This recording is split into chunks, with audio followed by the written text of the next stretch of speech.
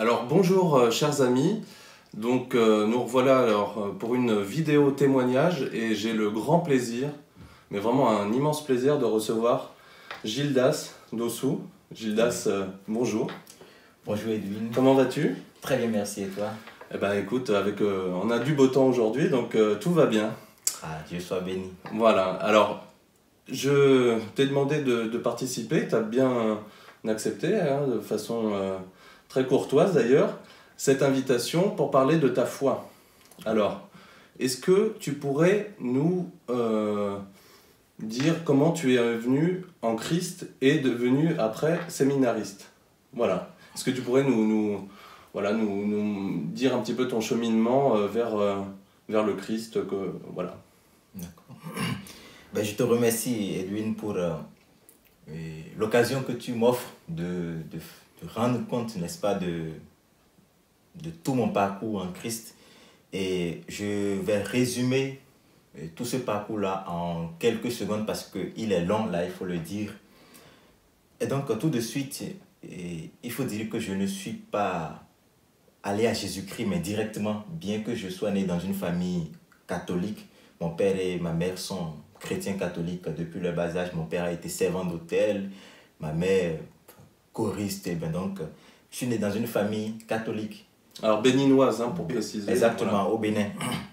Et donc, chez moi, mon père avait en ce moment-là, il avait laissé à chacun de ses enfants la liberté de choisir en fait sa religion, sur en quoi il voulait croire. Et donc, j'avais mon frère cadet et moi qui avions choisi d'être témoins de Jéhovah. Et donc, nous avons été témoins de Jéhovah de 2 ans. Et après, bon, sur l'invitation d'un cousin, j'ai découvert l'église catholique. Et puis, j'ai fait ma première communion. Il y a eu beaucoup de choses autour. Mais ce qui m'a surtout, enfin, ce dont je voudrais parler, c'est que quand j'étais au collège, j'ai rencontré un coopérateur français qui est aujourd'hui mon formateur au séminaire, le père Damien, et donc qui nous a parlé du séminaire. Et donc je suis allé au séminaire en fait par curiosité. J'ai voulu aller voir mais qu'est-ce qu'il y avait au séminaire et pourquoi est-ce que des enfants, parce que là c'était le petit séminaire, c'est pas le grand séminaire comme ici actuellement. Et donc j'ai voulu aller voir pourquoi est-ce que des petits enfants se retrouvaient, de quoi est-ce qu'ils pouvaient bien parler et qu'est-ce qu'ils avaient en fait à donner. Et donc je suis allé par curiosité. Et dans ma tête, lorsque j'allais au séminaire, c'était que je devais faire une seule année. Donc je n'étais pas parti pour rester en fait. Ce n'était pas mon intention du tout. Et je l'avais dit à qui voulait m'entendre. Et toute ma famille aussi avait compris, ce qui a fait qu'elle s'était opposée. Il n'y avait que ma soeur aînée, c'est ça qui est d'ailleurs étrange, il n'y avait que ma soeur aînée qui avait cru en fait en ma vocation. Ma vocation entre guillemets, parce qu'en fait, je n'avais pas une vocation en tant que telle. Mais elle y avait cru. Et bien que toute ma famille fût contre, elle s'était vraiment gênée pour que je puisse aller au séminaire. C'est elle qui m'y a accompagné. Et puis, arrivé au séminaire, je suis resté. Voilà, je suis resté. Beaucoup d'événements s'en sont suivis. Et puis bon. Alors, juste pour qu'on comprenne bien, là, qu'est-ce qui s'est passé? Parce que c'est vrai que quand tu dis qu'au début, tu étais témoin de Jéhovah, et de passer à l'église catholique, bon, on va dire que c'est complètement... c'est deux univers complètement différents. Mais il y a eu quelque chose, une transformation dans ton cœur. Est-ce que tu pourrais nous décrire ce changement vraiment? Parce que de passer des témoins de Jéhovah à l'église catholique, c'est quelque chose qui est très important. Et est-ce que tu te rappelles de ce qui t'a véritablement converti, si tu veux? En fait, quelle sensation aussi? Est-ce que tu as reçu des sens? Est-ce que tu as ressenti quelque chose de particulier sur ce changement?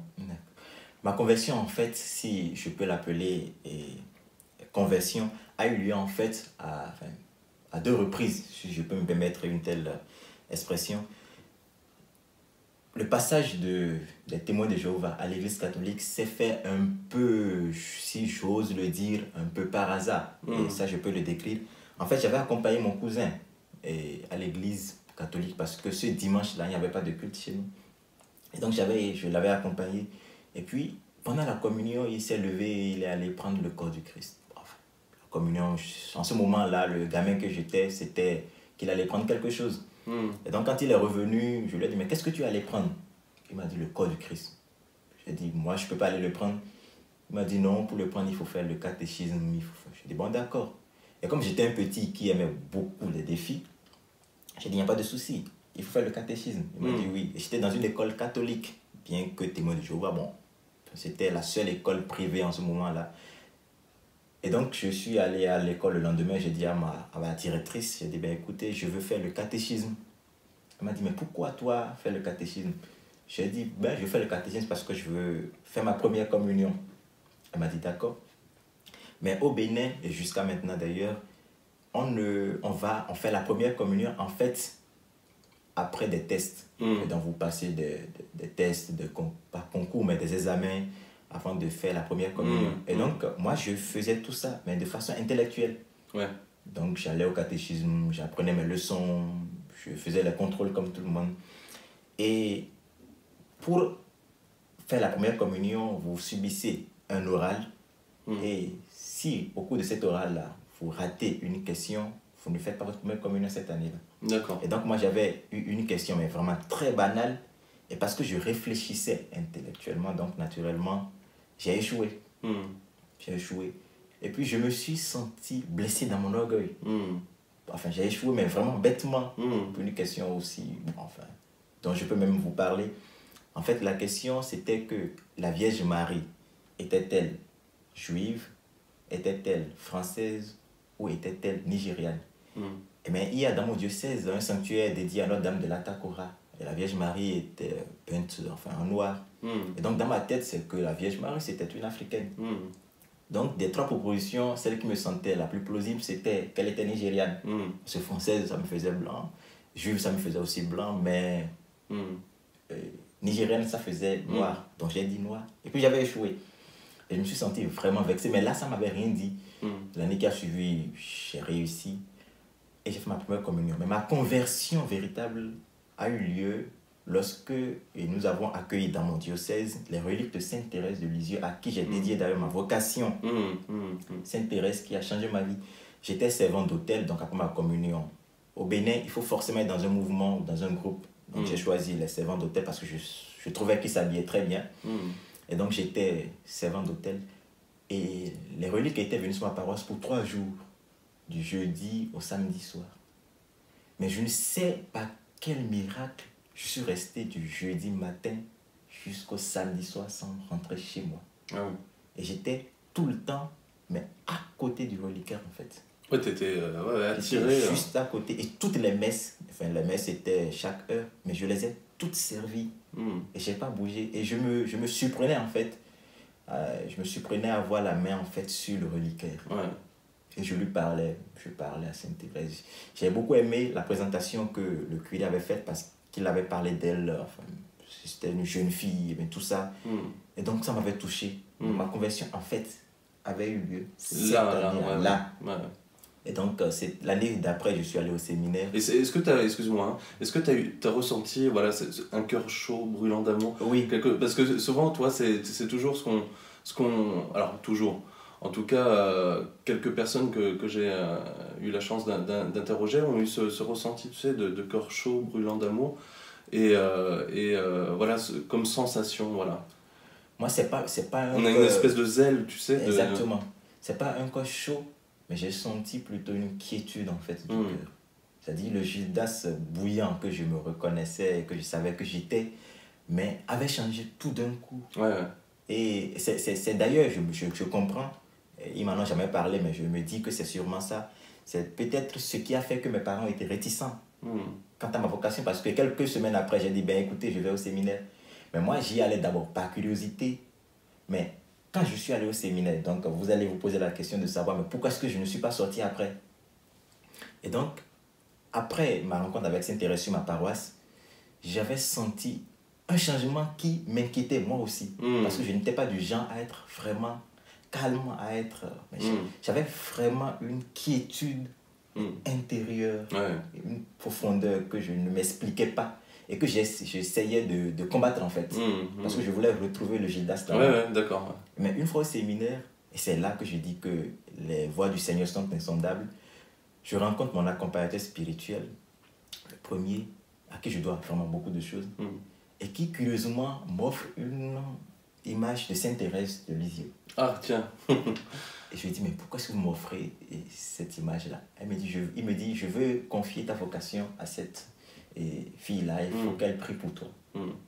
Et toute l'année d'après, il m'a dit, ben écoute, nous allons la découvrir ensemble. Et donc, chaque fois on en parlait. J'ai dit, mais est-ce que vous savez que cette sainte-là, et je lui raconte l'histoire. Il me dit, je ne savais même pas puisque tu m'en avais jamais parlé. Et je n'en avais jamais parlé à personne. À personne. Mais le jour où elle était venue sur ma paroisse, enfin Sainte Thérèse, mais je lui parlais, c'était la première fois que je parlais, mais avec une sérénité à une personne. Je parlais, mais vraiment sereinement. Je me confiais à elle. Je ne le faisais jamais. Je ne me confie jamais à personne. Ça, je ne le faisais pas. Et donc, j'ai commencé à nourrir à partir de la rencontre de cette sainte-là. Avec cette sainte, j'ai commencé à nourrir une vie spirituelle très, très approfondie. Et avec la Sainte Vierge Marie, alors? Mais la place de la Sainte Vierge Marie dans ton accompagnement, dans ton cœur. Voilà, est-ce que tu pourrais nous décrire le rapport que tu as avec notre Sainte Vierge Marie? Je crois que Marie, pour moi, c'est tout. Ouais. C'est vraiment la mère dans ma vie, en fait. Et je ne vous le cache pas, j'ai cette habitude-là. Ce n'est pas une routine, je le fais vraiment de tout mon cœur. Je dis mon chapelet chaque jour. Pour moi, c'est la façon pour moi de pouvoir entrer en communion, n'est-ce pas, avec cette dame-là, qui a pu dire, mais oui, tout simplement oui au Seigneur. Et je crois que ce qu'il nous est difficile en fait de faire aujourd'hui, c'est de pouvoir dire oui, j'ose. Je prends le risque. J'avais déjà des a priori, j'avais déjà des projets, mais je laisse tout tomber et je prends le risque. Je me pose des questions, mais je prends toujours le risque. Et c'est en ça en fait qu'elle est pour moi un modèle. Je disais une fois à des amis au Bénin que le jour où on enlèverait la Vierge Marie en fait de l'église, moi je crois que je partirais. C'est osé, je le dis, je ne le pensais peut-être pas, mais c'est réel. C'est peut-être aussi parce que j'ai beaucoup l'habitude de passer par moments pour atteindre mon papa. Que je me dis que la Vierge Marie est très importante, mais quand je lis la vie de cette dame, je me dis c'est une vie de foi vraiment exemplaire. Et donc je tiens énormément à la Vierge Marie. Énormément, ça je ne vous le cache pas. Et elle a une place vraiment centrale dans ma vie.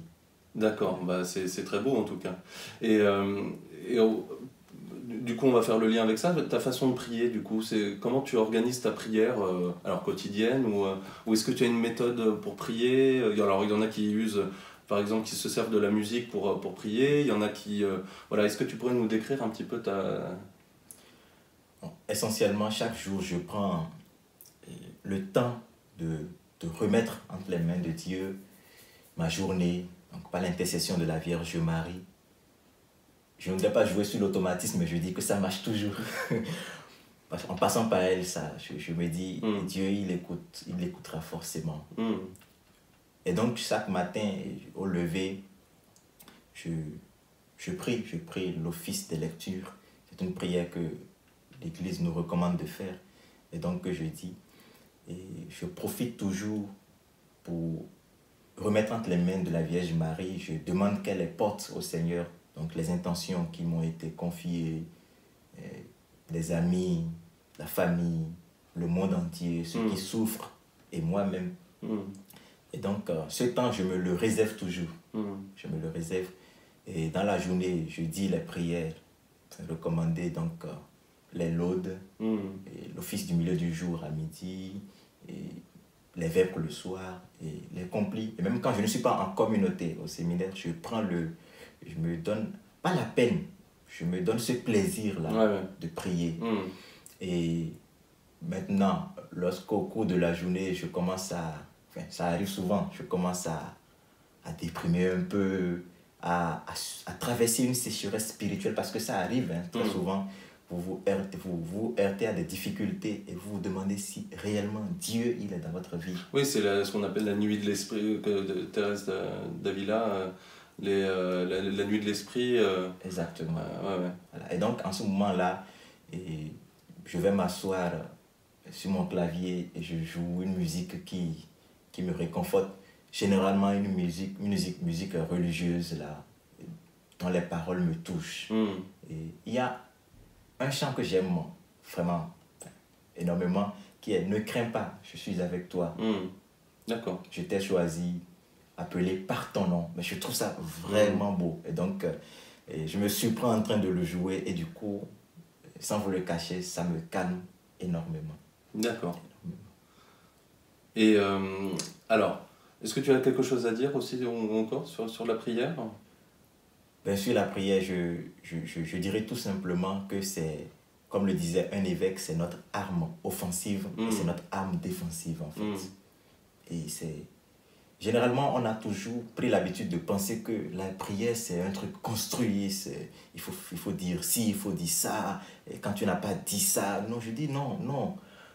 La prière, c'est cette conversation-là en fait que j'ai avec mon Dieu, mon Seigneur. Ouais.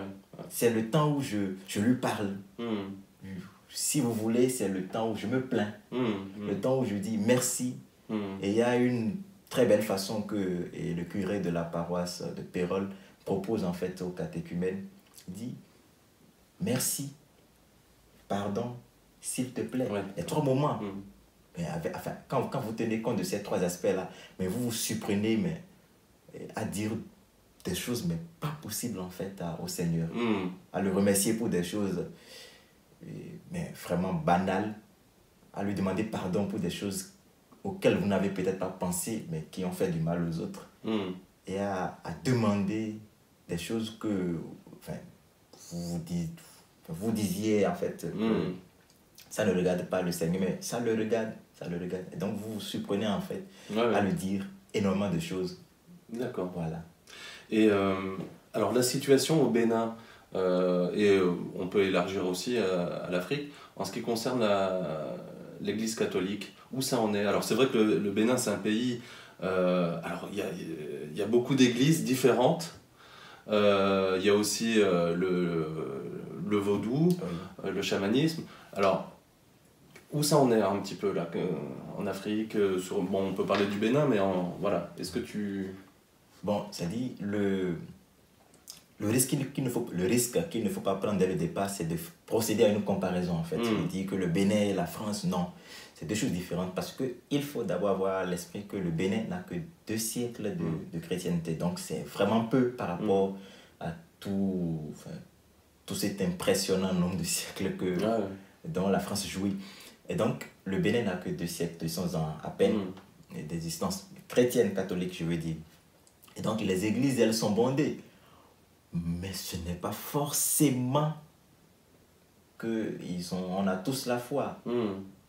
Généralement, il y en a qui vont parce que, bon, il faut bien s'habiller, s'endimancher, aller faire ce que j'appellerais une concurrence vestimentaire.